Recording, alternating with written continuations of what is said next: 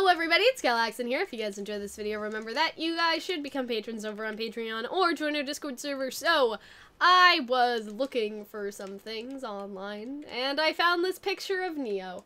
And so this picture of Neo was in her Calxiyn uniform, allegedly. Allegedly, yes. It was ripped a little bit, so I didn't get to see all of it.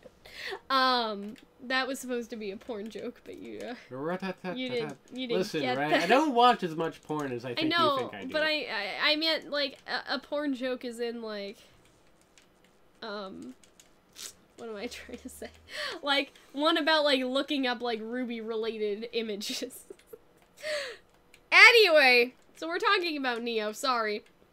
So, I remembered that, because of that, scantily clad woman, I ended up remembering that Neo seems to have some sort of thing where she can change her clothes, or something like that, and so she has, like, a clothing illusion that she puts over herself, and so basically my idea is that, also, when you look up Neo Atlas, the first thing that comes up in Google is our video about RWBY, Neo, the Atlas experiment, so thanks for that, Google. Yeah. Shout out to y'all. No, but the idea is, basically, is that when Neo flew off the airship, my idea is that maybe she could transform back in the Elysian outfit, with a different hairstyle and all of that stuff, because we know she can do that, and then Hey, who's the girl over there with the braids? Is that fucking... Neo! Neo! She'd get evacuated along with the normies and go to Atlas, and that's why Miles and Carrie still think that she's coming back. It's because she's been evacuated to Atlas. Atlas is, obviously under lockdown, and so that was her, like, one chance to escape and try to reconvene with Salem's little group, is by being in disguise and then, you know, fucking off, right? You know? Mm-hmm. And so that's kind of my thought that I've had. I don't think this is a unique thought, but at the same time, I couldn't find anything about it. Because obviously, like, the first thing you look up when it says Neo and Atlas is us.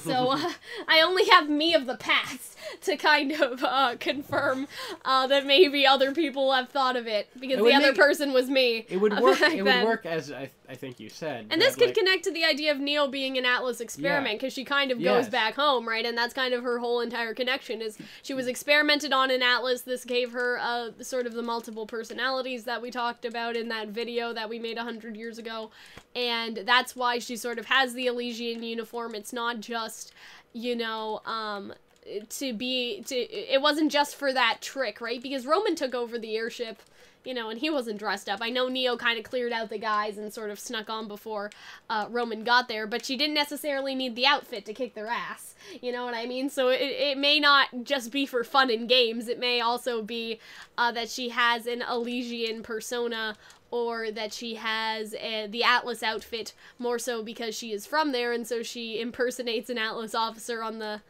regular, right? On the reg, and so that's kind of the idea is that you could connect that backstory we made for her, and then sort of connect it with her being an Atlas again, sort of like, I don't want to say sort of like Ilya, because I don't feel like she's a great example of this, but like connecting the forestory and the backstory, so to speak.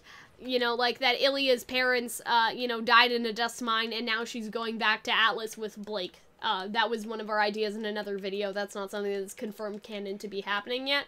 But that would sort of be what I mean by connecting the past to the present, is you connect a character's back. Ren is a better example, holy shit. It's that Ren used to live in the area where they're fighting the Nuk-Nuk, and the Nuk-Nuk destroyed his life, and then they go fight it. Like, that's a sort of, I don't want to say self-fulfilling prophecy, because that's not the correct word either. So, but you know what I mean? It's that sort of past and present connection, and that could be the same for Neo. It's been a while since we did those first It's been a minute.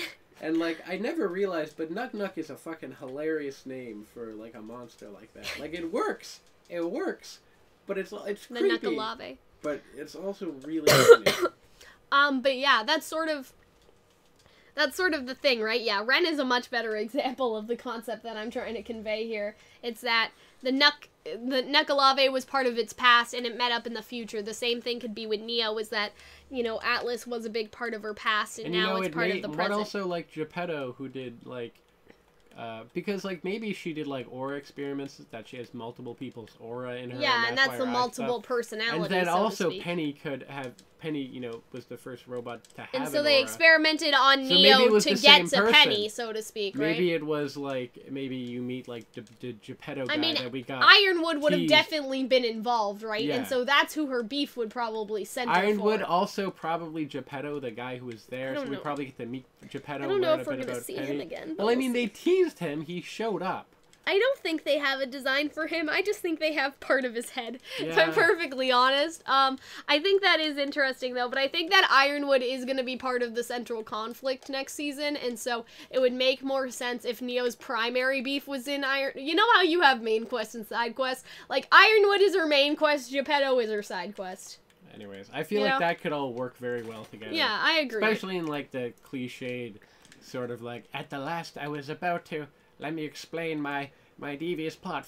Oh, I got stabbed. I also hope that Neo never has a voice, so I don't know how they convey this information. Like, I guess that they, like, Ironwood could do it. Like, they could I mean, she has a voice actor, but I hope she doesn't speak in great detail. But something they could do is, like, would have a voice actor just to be like, for Ironwood to sort of be like just like oh yeah, we background evacuated everyone in Atlas and that girl was with us sort of thing. You know what I mean? Like stuff like that where it's not so shoehorned in terms of exposition, but it's still giving us information. So yeah, like, oh, that girl, you know, she's part of our, like, she's part of the Atlas crew. Do you know her? Sort of like stuff like that.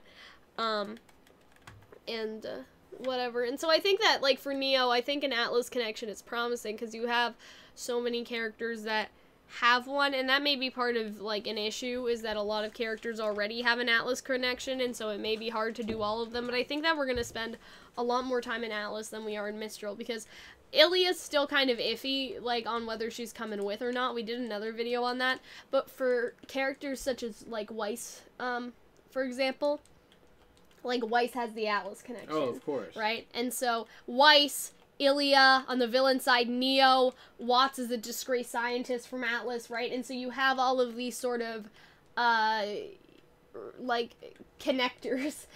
I know that's kind of lame, but have you guys ever seen, like, someone's murder board or somebody's, like, those little things with the thumbtacks in them? Lines. And then you have all these red pieces of ribbon. That's sort of what I'm kind of imagining. And so you have Ilia connected to Atlas, you have Ironwood obviously connected to Atlas, you have Winter connected to Atlas, you have, again, Ilia, then you would have Neo, and then you would have Watts. And so on the villain side, you'd have Neo and Watts working together to some extent, and then you'd have, obviously, Ironwood and Winter in their own sort of, like, I don't want to say subcategory, but, like, in their own sort of division, like, their own sort of alignment. That's better. And then you have, like, Weiss, who obviously has that connection, and then Ilia, and they're sort of on that same team as well, in terms of the Atlas peeps. So that's kind of what I'm picturing. And Watts could very well be part of the reason for Neo, and so if you don't even want Neo on the same side as Cinder anymore, you could make it so the reason why Watts is a disgraced Atlesian scientist is because he malformed Neo and other children into a monster, right? Because if you want to have... The thing is, RWBY seems like it really likes the idea of having multiple factions right now.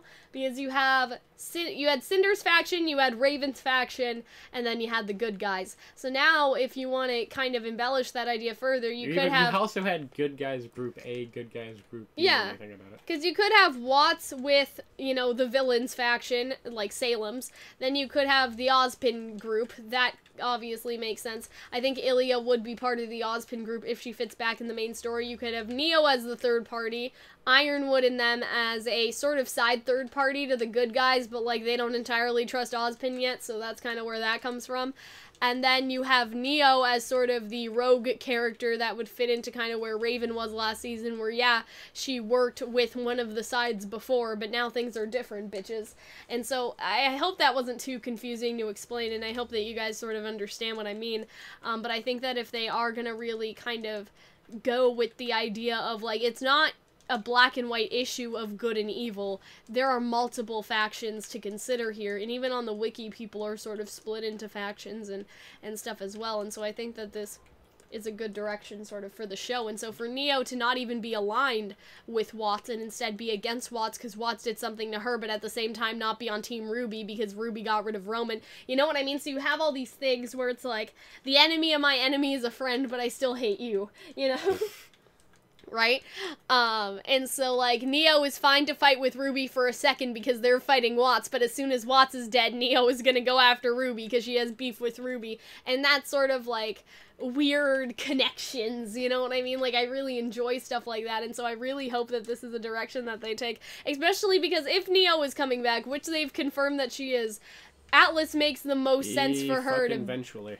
Yeah, Atlas makes the most sense for her to be a part of, just because you kind of have, again, like we said, that Elysian sort of suit or whatever. Don't fight the Grim, just put the thingy in the hole. You know, you have sort of the Elysian outfit. You have this idea that Neo was from Atlas and experimented on. Atlas is sort of the tech hub of the world, and so if anybody experimented on Neo, like, Neo just, in my head, Neo doesn't fit in Vacuo. Like, can you imagine Neo being from Vacuo in a minute? Because I can't. You know what I mean? It would be odd. Like, I think that she works better in Atlas, for whatever reason. Like, that could be my own bias. But, like, when I picture where certain characters are from, like, it's evident that Sun is from Vacuo, right? Mm-hmm. You have that loose sort of, like, you know, sun's out, guns out, like, he's barely wearing a shirt, like, Neo isn't really like that. Yeah, she looks sophisticated, and, like, we thought that maybe she was from, like, Mistral, right, but then she didn't show up, so if she's gonna show up, she may as well show up in Atlas and be from Atlas, you know? But yeah, that's kind of all I had to say. Also, like, the, sort of, the umbrella parasol thing kind of reminds me of something that would be, like, a higher society woman, because parasols aren't for... like, to keep out rain. They're decorations and for sun and all of that sort of stuff. So it's a very, like, rich person sort of thing to have that may not be entirely necessary. So anyway, hope you guys enjoyed this video. I really hope that this is true and that you guys come back to this video next year and be like, Cal called it.